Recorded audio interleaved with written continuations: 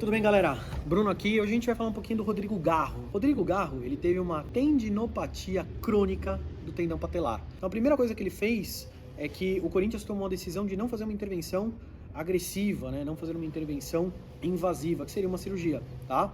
Ele tentou fazer uma intervenção conservadora, que a gente fala, né? Então ele tentou fazer uma fisioterapia e uma progressão da reabilitação dele de forma muito mais conservadora, mais leve, mais adequada, que é o que a gente da Físio, a gente sempre projeta isso como uma melhor intervenção, né? Então a gente sempre busca isso como uma melhor intervenção.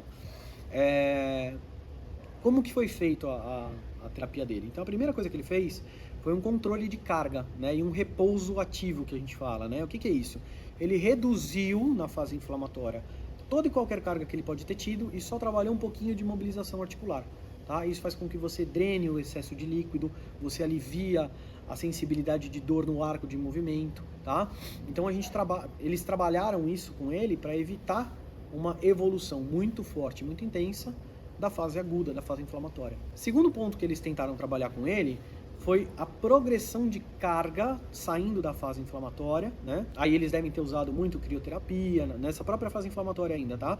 Muito crioterapia, devem ter usado ondas de choque, né? Então TNS, talvez acupuntura, agulhamento seco, dry needle, devem ter usado esse tipo de intervenção com ele para aliviar a fase inflamatória. Melhorou a fase inflamatória, eles foram evoluindo para um controle de carga. Então eles focaram muito mais no fortalecimento, focaram muito mais na progressão de carga, então foram trabalhando a evolução do movimento dele com uma carga um pouquinho mais pesada, mais forte, para que ele conseguisse ter uma evolução muscular com o menor número de lesão possível, e aí eles com certeza conseguiram evoluir essa musculatura de uma forma onde ele falasse, olha, agora ele está bom, ele está preparado para voltar para campo. Junto com todas essas terapias, ele usou terapia complementar, né? Então a terapia complementar que ele usou é o famoso EPI. O EPI é eletroterapia de alta intensidade, tá?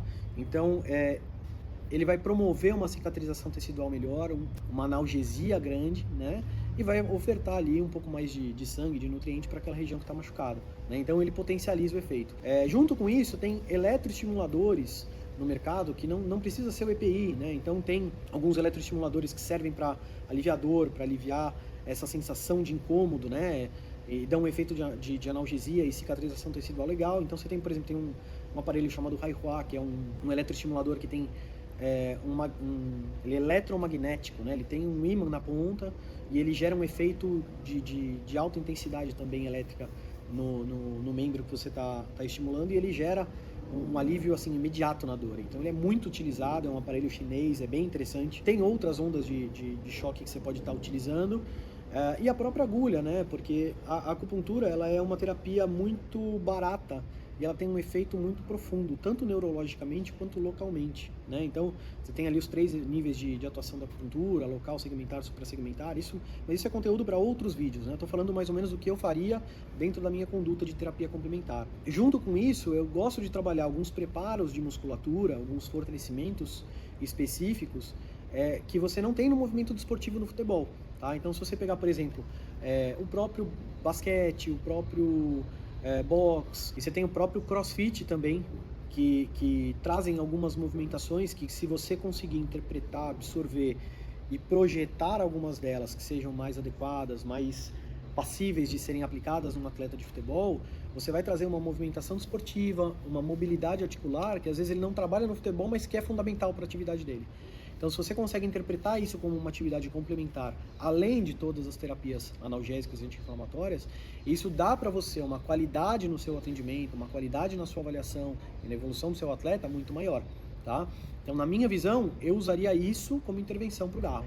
O quarto ponto que ele fez foi ir para Madrid. Ele foi para Madrid por 2 pontos, 2 situações bem específicas. A primeira é que ele foi lá porque a tecnologia de lá é melhor do que a nossa. Isso é fato, tá? Se ele foi lá só para buscar tecnologia melhor, eu acho que é válido, eu acho que é extremamente válido. E segundo, porque ele tem um atendimento personalizado específico. Aí cabe para mim aqui uma crítica gigantesca, tá? Sendo professor de fisioterapia, sendo professor de acupuntura, tendo atuado na área de ensino durante bastante tempo, eu consigo falar para vocês que a avaliação individual e específica, tá, de cada paciente, principalmente, por exemplo, do Rodrigo Garro, cabe muito à boa vontade de cada fisioterapeuta, tá? Porque eu conheço muito fisioterapeuta que é folgado, muito fisioterapeuta que é preguiçoso. Se você não consegue fazer uma avaliação adequada do seu atleta e não consegue correlacionar isso com o que ele precisa fazer, tanto de preparo quanto de conduta fisioterapêutica, aí a minha crítica é gigantesca para a área da fisioterapia, tá? Porque daí eu acho que nós, como profissionais, nós temos obrigação de fazer isso. Se ele foi para lá buscar um tratamento que tem mais tecnologia, justificável.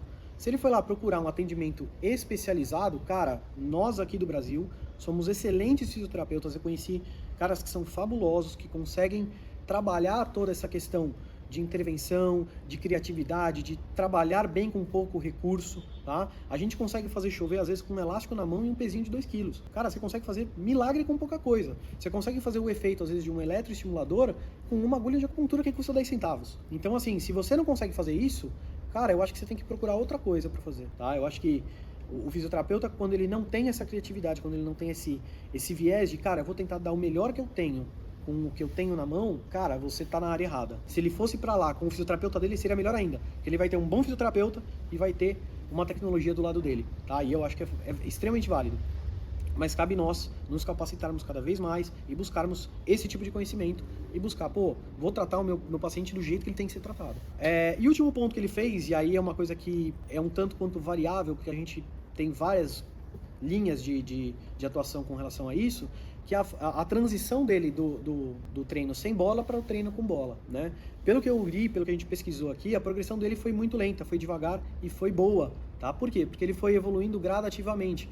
Foi fazendo pique um dia, foi fazendo condução de bola, foi fazendo só toque, treino leve, treino com bola parada, treino de força máxima quando ele já estava mais adaptado, mais adequado, né? Então, aí sim é uma evolução que eu acho que é extremamente válida, extremamente viável para todo jogador de futebol, tá? Fazer uma transição cadenciada, controlada e adequada para que ele chegue lá da forma que ele tem que chegar. Se tem algum atleta que vocês conhecem que teve lesão, que se machucou, que teve alguma ruptura muscular ou que teve uma lesão, talvez até de outra modalidade que não seja só futebol, que você quer que eu comente, escreve aqui nos comentários que eu vou falar um pouquinho sobre isso também. Se você ficou com dúvida sobre o caso do Garro, se quer que eu aprofunde mais, que eu busque outras informações, pode comentar também aqui, vou estar lendo, vou estar respondendo para vocês. Se precisar, a gente faz um outro vídeo desse, talvez até com prática, se vocês quiserem, mas enfim, aí cabe um comentário aí para a gente poder aprofundar um pouquinho mais, e é isso.